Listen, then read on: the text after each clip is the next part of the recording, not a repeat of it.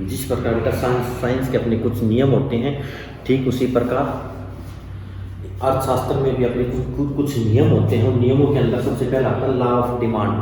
Law of demand, मांग का भी अपना खुद का अपना नियम है। मांग का नियम हमें क्या बताता है? मांग का नियम बताता है अन्य बातें समान रहने पर,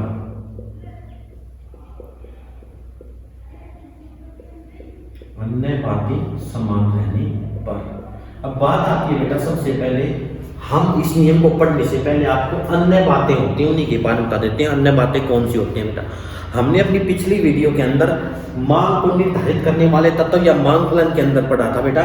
तो मांग फलन के अंदर वस्तु की अपनी स्वयं की कीमत को छोड़कर जितने भी हमारे पॉइंट आते हैं, जैसे संबंधित वस्तुओं की कीमतें, संबंधित वस्तुओं के अंदर हमारी आती हैं प्रतिस्थापन वस्तुएं और दूसरी आती हैं पूरक वस्तुएं। उपभोक्ता की आय आती है, रुचि तथा प्राथमिकताएं आती है, संभावनाएं आती हैं, जनसंख्या आती है, आय का वितरण आता है, जलवायु तथा मौसम आता है, उसके अलावा हमारा आता है सरकार की नीति। इन सभी पॉइंट के अंदर किसी भी पॉइंट, किसी भी तत्व के अंदर क्या होना चाहिए? यदि कोई भी परिवर्तन नहीं होता, सिर्फ वस्तु की अपनी स्वयं की कीमत का जो प्रभाव पड़ता है, तो उसे कहते हैं उन्हें वो होते हैं। तो वस्तु की अपनी कीमत को छोड़कर जो अन्य बातें, अन्य जितनी करता हूं वो होती है हमारी अन्य बातें। तो अन्य बातें समान रहने पर किसी वस्तु की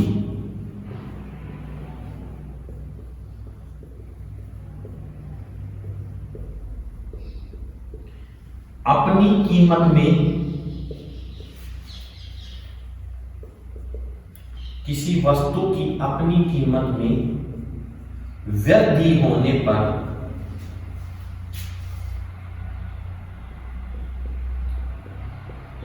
मांग कम हो जाती है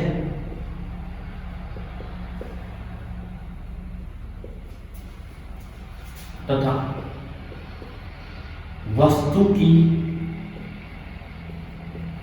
अपनी कीमत में कमी होने पर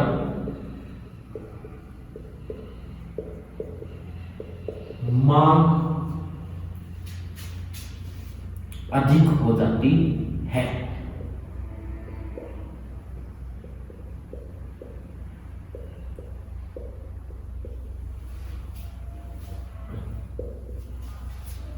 ये था हमारा मांग का नियम। मांग का नियम क्या बताता है? अन्य बातें समान रहने पर वस्तु की अपनी कीमत, मतलब कि उसको मांग को प्रभावित करने वाले हमारे जितने भी तत्व हैं, उन तत्वों में वस्तु की सिर्फ अपनी कीमत को छोड़कर अन्य किसी भी तत्वों के अंदर परिवर्तन नहीं होता है, तो वस्तु की सिर्फ अपनी कीमत में क्या हो जाती है? वृद्धि हो जाती है।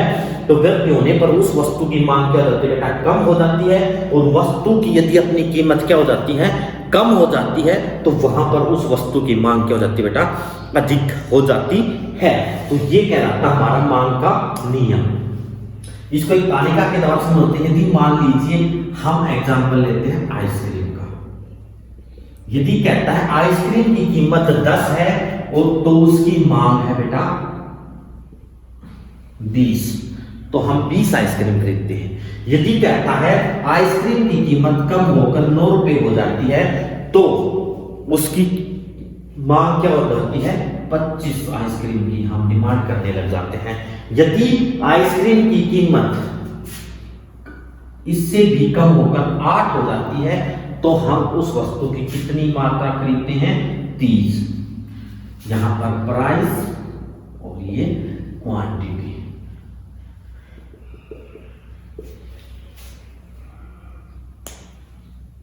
अब इसके अंदर परिवर्तन क्या होता है बेटा? जब आइसक्रीम की कीमत 10 थी, तो उस समय पर हम कितनी आइसक्रीम खरीद रहे थे? 20।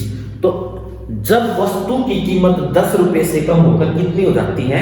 9 रुपए हो जाती है, तो उसकी मांग में क्या हो जाती है बेटा? वृद्धि होती है। वृद्धि क्यों होती है बेटा? वृद्धि इसलिए उसकी में वृद्धि इसलिए होती है क्योंकि भाई 10 रुपए कीमत के अंदर बहुत सारे ऐसे उपभोक्ता थे जो 9 रुपए के अंदर तो क्या कर सकते थे? आइसक्रीम को और अधिक खरीद सकते थे, लेकिन जब 10 कीमत थी तब वो उसको नहीं खरीद सकते थे। तो उस समय पर जो 9 रुपए के अंदर जो आइसक्रीम खरीद सकते हैं, वो उपभोक्ता इससे जुड़ जाते हैं, तो उससे भी इसकी क्वांटिटी के अंदर क्या हो जाता है बेटा? परिवर्तन हो जाता है। उसके बाद यदि कीमत 8 आ गई तो ऐसे बहुत सारे उपभोक्ता और जुड़ जाएंगे जो 8 रुपए के अंदर आइसक्रीम को खरीद सकते हैं, तो उससे उसकी मांग में भी क्या हो जाती है, उससे भी उसकी मांग में क्या हो जाती है बेटा, वृद्धि हो जाती है। चाहे हम ऐसे ले लें 8 रुपए कीमत थी, 30 उपभोक्ता थे, जब कीमत 9 रुपए हो जाती है तो ऐसे बहुत सारे उपभोक्ता हमारे कम हो जाएंगे जो 8 रुपए के अंदर तो आइसक्रीम को खरीद सकते थे, लेकिन जब कीमत बढ़कर 9 रुपए हो गई तो उस वस्तु को वो नहीं खरीद सकते थे, वो उपभोक्ता क्या हो जाएंगे, उनके कम हो जाएंगे, तो उससे उसकी मांग में क्या हो जाती है बेटा, कमी। ऐसे ही जब कीमत 9 से बढ़कर कितनी जाती है, 10 हो जाती है, तो उसकी और कम मात्रा खरीदते हैं। तो ये थी हमारी मांग तालिका। अब इसको जब एक मांग वक्र के द्वारा हम दर्शाते हैं, जब हम वक्र बनाते हैं बेटा,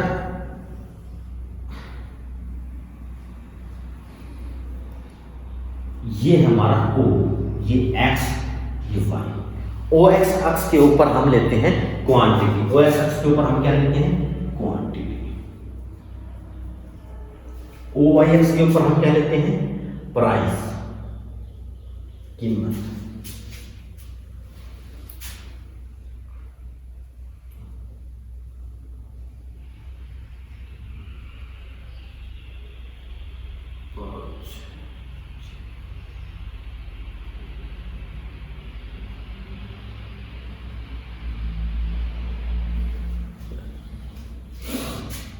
यहां पर हम लेते हैं क्वांटिटी बेटा।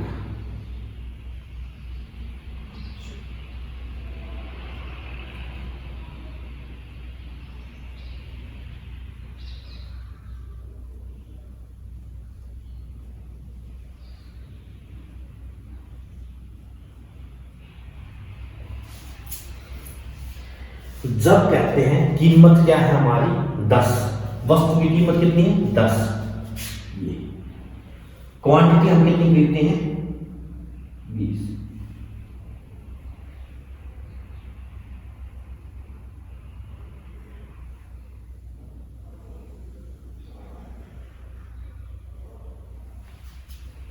ये पॉइंट हमारा आता है यहां पे।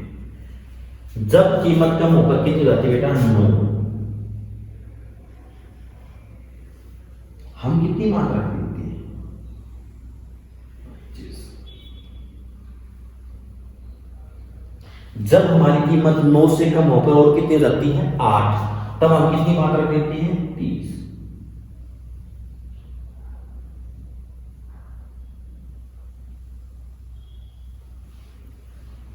इस प्रकार हम जब हम तीनों बिंदुओं को हम दर्शाते हैं तो इस प्रकार से दर्शाएं, ये इसे हम बोलते हैं मांग वक्र। क्या बोलते हैं इसे हम, मांग वक्र। अब कहता है मांग का जो नियम है उसकी मान्यताएं क्या होती हैं, कि जो हमारी अन्य बातें होती हैं, मैंने अभी बताया था इस परिभाषा के अंदर लिखा भी क्या बेटा, अन्य बातें समान रहने पर। तो जो ये अन्य बातें होती है बेटा, ये हमारी इसकी क्या होती है, मांग के नियम की, इन्हें ही क्या बोला जाता है, मांग के नियम की मान्यता। इन्हें क्या बोला जाता है, मांग के नियम की मान्यताएं।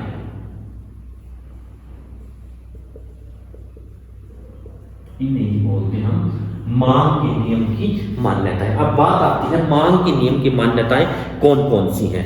तो उन मांग के नियम की क्या मान्यताएं हैं बेटा, सबसे पहले वस्तु की, मैंने अभी आपको मांग का नियम बताया था, तो वस्तु की अपनी स्वयं की कीमत में परिवर्तन होता है और किसी चीज के अंदर हम परिवर्तन नहीं करते हैं। तो मांग के नियम, कीमत को तो हमने, कीमत को छोड़कर और सभी जो है वो उसके मांग के नियम की क्या होती है, मान्यताएं। कौन कौन सी होती हैं, उपभोक्ता की आय में कोई परिवर्तन नहीं होना चाहिए,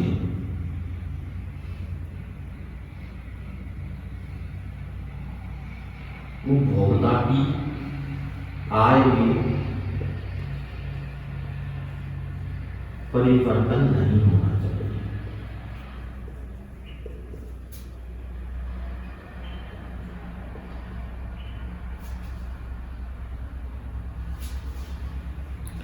दूसरा, उपभोक्ता की रुचि तथा प्राथमिकताओं में भी परिवर्तन नहीं होना चाहिए। उपभोक्ता की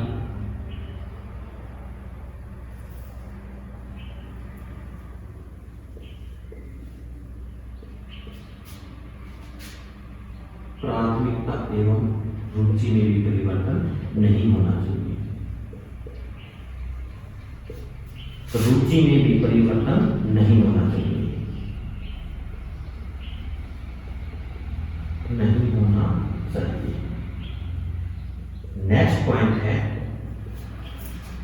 भविष्य में वस्तु की कीमत में परिवर्तन होने की संभावना भी नहीं होनी चाहिए। भविष्य में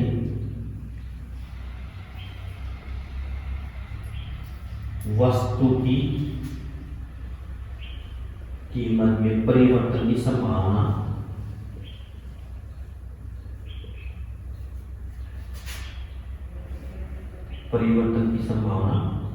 नहीं होनी चाहिए।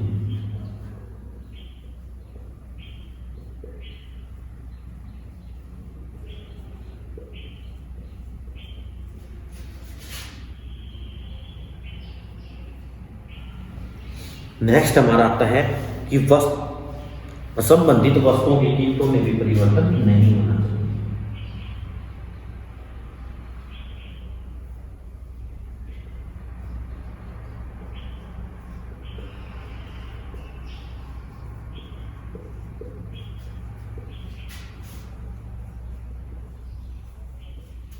संबंधित वस्तुओं की कीमतों में भी परिवर्तन नहीं होना चाहिए।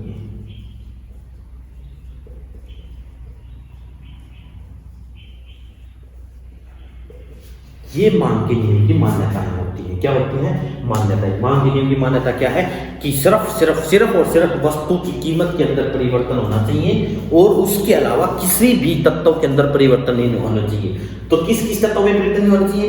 जो उपभोक्ता की आय है वो स्थिर रहनी चाहिए, जितनी पहले थी उतनी ही अभी है, वो स्थिर मान जाती है। उपभोक्ता की आय क्या होनी चाहिए? स्थिर होनी चाहिए, उसमें परिवर्तन नहीं होना चाहिए। उपभोक्ता की प्राथमिकता रुचि है, उनके अंदर भी कोई भी परिवर्तन नहीं होना चाहिए, वो भी क्या रहनी चाहिए? स्थिर रहनी चाहिए। नेक्स्ट हमारा पॉइंट है भविष्य में वस्तु की कीमत न कम होने की और न ही अधिक होने की संभावना किसी प्रकार की नहीं होनी चाहिए। नेक्स्ट हमारा आता है कि संबंधित वस्तुएं मैंने अभी आपको बताया था कि दो प्रकार की होती हैं, पूरक वस्तुएं और प्रतिस्थापन वस्तुएं। उन दोनों प्रकार की पूरक वस्तुओं और संबंधित वस्तुओं की कीमतों में भी परिवर्तन नहीं होना चाहिए, वो भी कांस्टेंट होना चाहिए। सिर्फ और सिर्फ वस्तु की अपनी स्वयं की कीमत में परिवर्तन होना चाहिए, तभी हमारा मांग का नियम लागू होता है। यदि कहता है ये जो नियम की जो मान्यताएं हैं इनके अंदर किसी एक में भी परिवर्तन हो गया तो ये जो नियम हमारा वहां पर क्या हो जाता है बेटा? फेल हो जाता है, काम करना बंद कर देता है। तो ये मांग के नियम की क्या है? मान्यताएं, एजम्पशन बोलते हैं। बाकी हम अगली वीडियो में करवाएंगे। आशा है आपने इस वीडियो को ध्यान से देखा होगा। फिर भी यदि आपको कहीं पर कोई समस्या आती है, कोई पॉइंट आपको समझ में नहीं आता है तो उसके बारे में आप नीचे जो वीडियो के नीचे कमेंट्स लिख दीजिए। कमेंट्स के द्वारा हम आपके कमेंट्स को देखकर आपकी समस्या का सॉल्यूशन जरूर करेंगे। थैंक्स, धन्यवाद।